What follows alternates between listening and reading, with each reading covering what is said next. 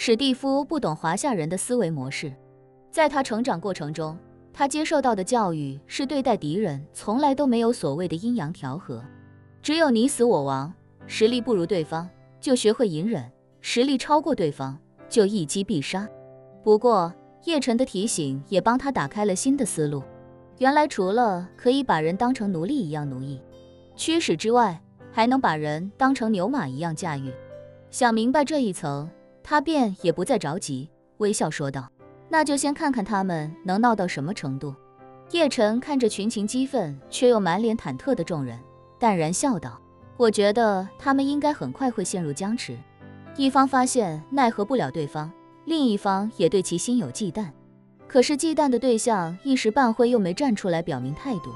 所以他也会捉摸不定。所以我估计大家在叫嚣过后肯定都会骑虎难下。此时的争吵也确实相比刚才有些示威。吉米虽然表态要跟大家共进退，但奈特的关注点并不在吉米身上，而是在史蒂夫·罗斯柴尔德身上。在他看来，今天全场他只怕史蒂夫一个人。刚才史蒂夫表明是吉米的朋友，那就是表明态度要为吉米撑腰，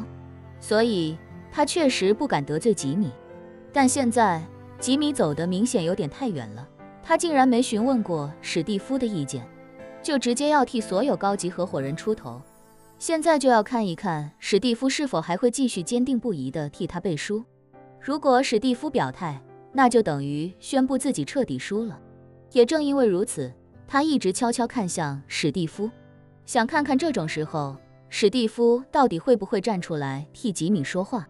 而那些与吉米一样遭遇的人，也都在等着史蒂夫开口替吉米撑腰。毕竟吉米现在是在替他们争取主动权，而刚才奈特也已经表明态度，他不会再为难吉米，但是不会放过其他人。如果史蒂夫不帮吉米撑腰，奈特也肯定不会给吉米这个面子。可是所有人都在关注的史蒂夫，此刻却并没有要站出来表明立场的意思。他看到双方都在悄悄看着自己，就明白了叶晨刚才说的那番话。如果自己直接替吉米表明立场，今天这个局面就控不住了。奈特在这些人面前的威严和威胁将一扫而空，这些人会第一时间离开爱丽丝律师事务所，然后头也不回地奔赴下一站富贵。那样的话，想让他们在华夏为叶晨服务，可能性几乎为零。所以这些人还得靠奈特来约束和制衡。既然如此，自己就绝对不能直接站出来挺吉米。于是现场很快如叶晨说的那样陷入僵局。吉米说完了豪言壮志，奈特没有接茬，而那些站在吉米身后的高级合伙人，一个个心里没底，也不敢贸然表态。现场一下子就安静下来，甚至安静得有些尴尬。叶晨在这些人眼里近乎透明，所以他在一旁冷眼观察着每个人的表情变化。当这种尴尬的状态持续的越久，吉米身后那些人的表情就愈发紧张和忐忑，相反，对立面的奈特则越来越轻松。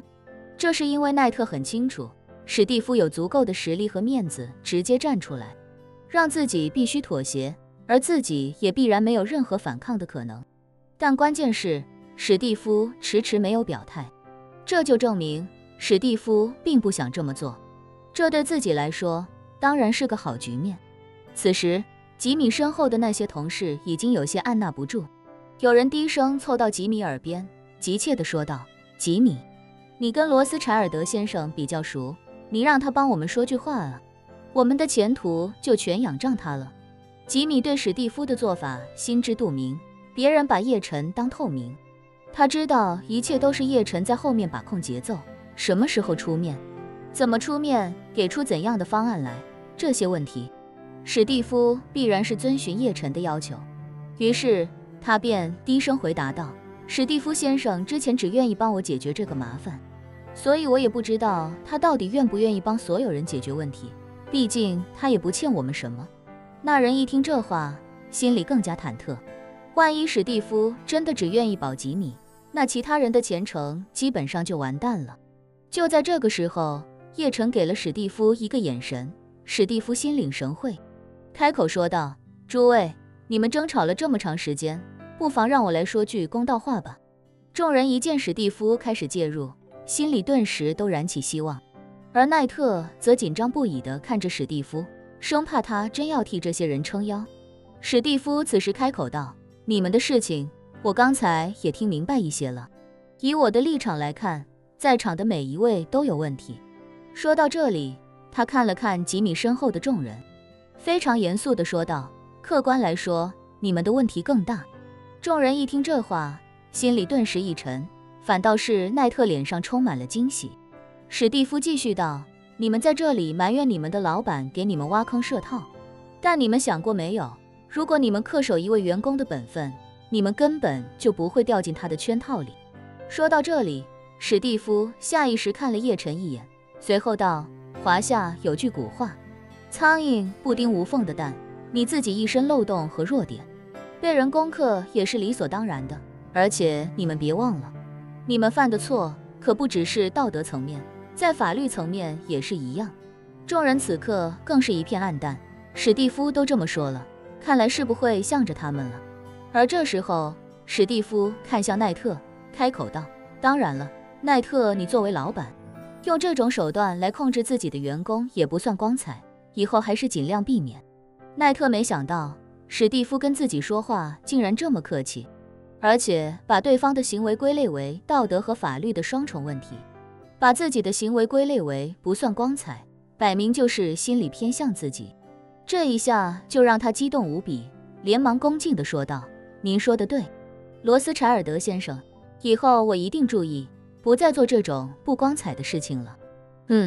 史蒂夫轻轻点了点头，看着他非常推心置腹地说道：“奈特，我个人其实是很欣赏你的，如果你能把格局放得再大一点，不要给自己留下太多画饼，其实你在美国司法领域，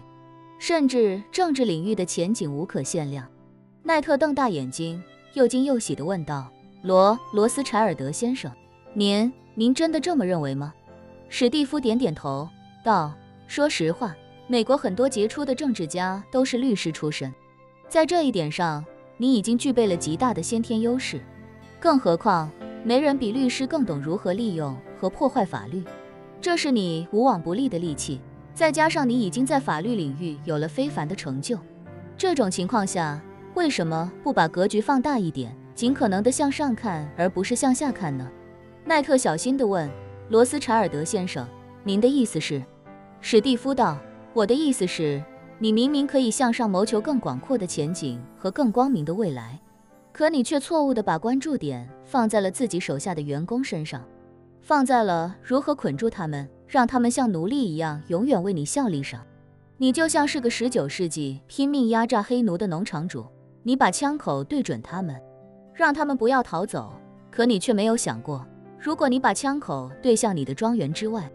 你将有极大的机会不断地开疆拓土，将你的农场翻1倍，甚至翻10倍、100倍。”奈特一听这话，顿时领悟到了史蒂夫话里的意思，非常羞愧地说道：“罗斯柴尔德先生，您说得对，我确实不该把自己的格局局限在这些员工的身上。”史蒂夫点点头，继续道：“这件事情，我给你一个最好的解决方案，不过是否采纳，还是要看你自己。”奈特连忙受宠若惊地说道：“罗斯柴尔德先生，您请说。”史蒂夫道：“这些人和你已经有了隔阂，你想继续用好他们的可能性已经不复存在了。与其这样，不如就让这帮人出来做其他的事情。你带着你们的董事会成员返回美国，好好想想怎么更上一层楼。至于这些人，就留在华夏给我帮点小忙。刚巧我在这边也需要一些律师帮忙。以后你们双方隔着大洋，就相敬如宾，谁也别找谁的麻烦，你觉得怎么样？”奈特没来得及细想，满脑子都是史蒂夫说的更上一层楼，而其他人也终于稍稍松了口气，因为史蒂夫终于开始为他们说话了，想让大家相敬如宾，互不干扰，那这也就意味着奈特不能把证据拿出来整他们。史蒂夫说完，看向奈特，问他：“奈特，你觉得我的提议如何？”于是奈特便道：“罗斯柴尔德先生，既然您都这么说了，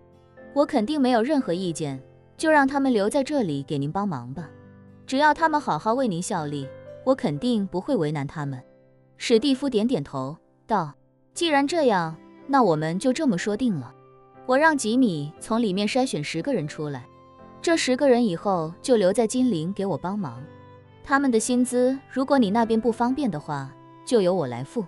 奈特一听这话，连忙脱口说道：不，罗斯柴尔德先生，他们的薪资怎么能让您负担呢？还是我来承担吧。